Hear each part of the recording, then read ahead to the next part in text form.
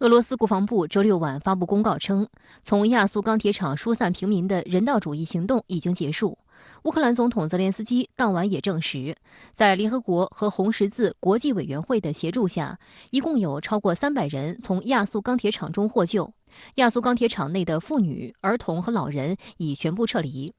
除了平民，泽连斯基还表示，他希望仍被困在马里乌波尔钢铁厂的武装分子能够获救。乌方正在研究外交方案，以拯救仍留在亚速尔的军队，希望有影响力的调解人和有影响力的国家也参与其中。俄罗斯卫星通讯社周六报道称，马里乌波尔亚速钢铁厂内可能有来自美国、法国和英国的高级军官。有俄罗斯军事记者称，周六人道主义走廊关闭之前，有一支举着白旗的武装队伍从亚速钢铁厂内部抵达了位于厂区的平民疏散集结点。好，相关话题马上来连线特约评论员孙兴杰，孙学你好。乌克兰总统泽连斯基表示，正在展开外交努力，以营救躲藏在马里乌波尔市亚速钢铁厂内的剩余战士。那对此您有什么观察？马里乌波尔的亚速钢铁厂已经成为焦点，这不仅仅是一个军事掩体的争夺，更是俄乌双方国家意志和战略的博弈。乌克兰方面认为，在5月9日胜利日之前，俄军会以攻陷亚速钢铁厂作为胜利成果。如拿破仑所说的，精神和物质的比例是3:1。在平民撤离之后，不排除俄军用更猛烈的炮火攻击这一可以抗击核攻击的目标。同时需要注意的是，俄方日前明确表示不会在乌克兰的特别军事行动中使用核武器。换个角度看，亚速钢铁厂地下掩体中的乌军的命运变成了俄军的武器与苏联时期修建的地下掩体和工事之间的比拼。到目前为止，俄方没有完全了解这一地下工事的详细情况，甚至猜测说这一掩体有地下河流，乌军可以通过潜水与外界沟通。真相如何，外界不得而知。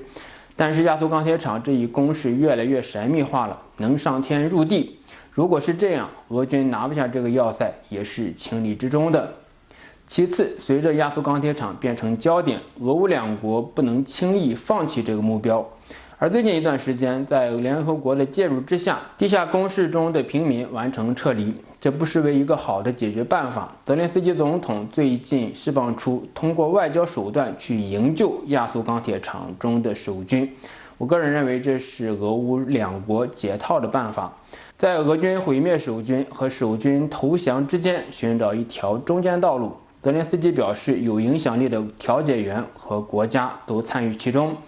随着通过外交手段或许无法在5月9日之前解决这一问题，但是至少双方寻找到一个妥协点，由第三方担保或者保护之下，守军在不投降的前提下撤离这一要塞，而俄军不需要动用重火力毁灭这一要塞及其守军。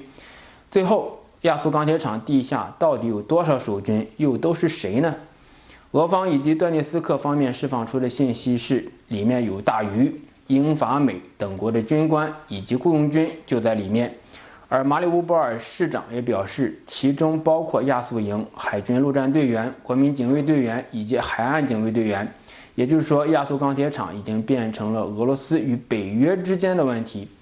如果我们做一个简单的分析，就会发现这可能会带来更大的问题。假如有北约成员国的现役军人，那是否意味着北约和俄罗斯已经开战了呢？在这样的情况之下，俄罗斯是否要对北约宣战？美国一再强调不会向乌克兰派兵，北约也是如此。从俄罗斯的角度来说，控制战区的范围，收缩战线才符合自己的利益，也符合当下战场的态势。当然，拉夫罗夫在此前呢就已经大大淡化了5月9日对俄军在乌克兰作战计划的影响，也算是给俄军减轻了一些心理的负担。